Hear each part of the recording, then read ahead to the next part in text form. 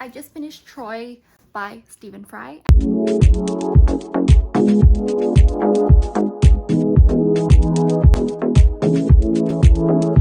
And for those of you who don't know Stephen Fry, he was actually the actor in Jeeves and Wooster and a ton of other films and shows. He's really, really funny, and I think he's just very clever. And I was listening to him in an interview with Dr. Jordan B. Peterson, and I am a huge fan of him. He's just a very clever and intelligent guy to listen to. And when he speaks in the book in Troy, he does a bunch of different English accent, so he does like Yorkshire, he does like Received, and he like really plays out the characters with his voice, because I listened to the audiobook version.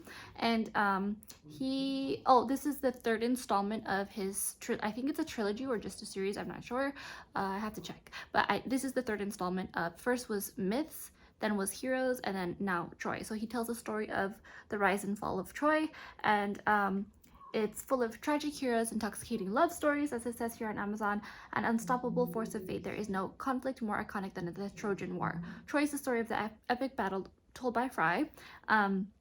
With drama, humor, and vivid emotion, Achilles, Hector, Odysseus, Helen, their lovers, and their mortal enemies all bright in Fry's compelling prose. Yes, he is.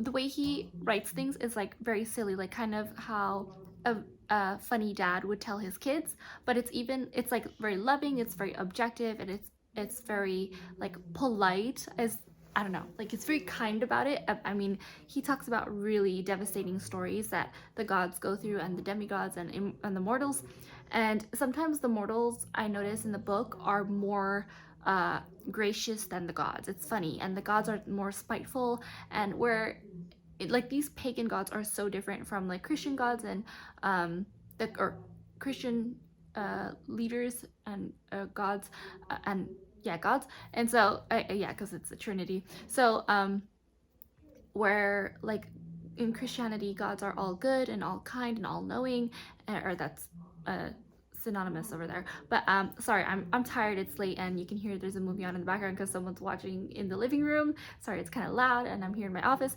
But Troy is very the epitome of the exemplifications of why Greek gods are a lot more human and a lot more relatable and make even more mistakes that I feel like they're like going out of their way to try to mess things up sometimes, especially Zeus, obviously. And so apparently in the book, I don't have like, I don't know if there's a PDF, there probably is, I need to check, but apparently in like the paper book,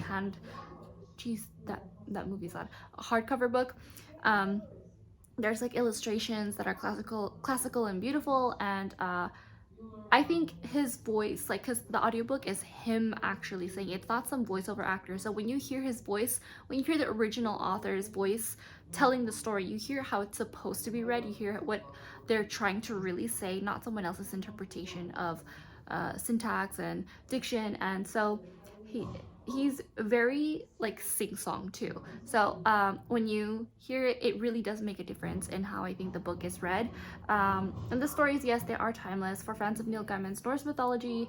So I was actually recommended this book by someone Danish, and I was asking about I was talking about Norse mythology, and then they mentioned this book, and I've always been very, very fascinated with mythology and paganism and gods, like having multiple gods and all the interesting stories, because in Christianity and Judaism and different sects of religion, you get like the Bible, you get the Old Testament, the New Testament, and all the stories are very what can be seen as outlandish depending on your perspective, and it's quite a vibrant way of storytelling when it comes to teaching morals of lessons, and for children and for adults even.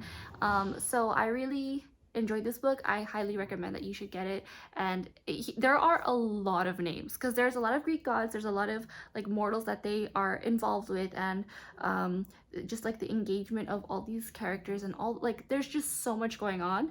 And I think it's definitely something that I will read over and over again and go back and listen to. That's what I love about audiobooks. You can go back, rewind, you can double speed, you can make it slower, whatever it is. And same, I guess you can say for handheld reading books, hardcover copies, because you can always go back and just flip through the book and find a page, highlight things. So it's very different. They're two completely different experiences.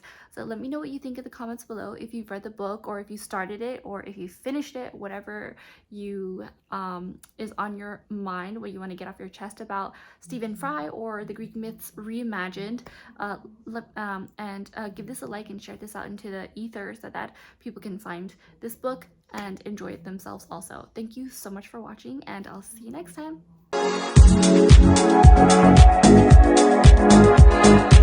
Thank you.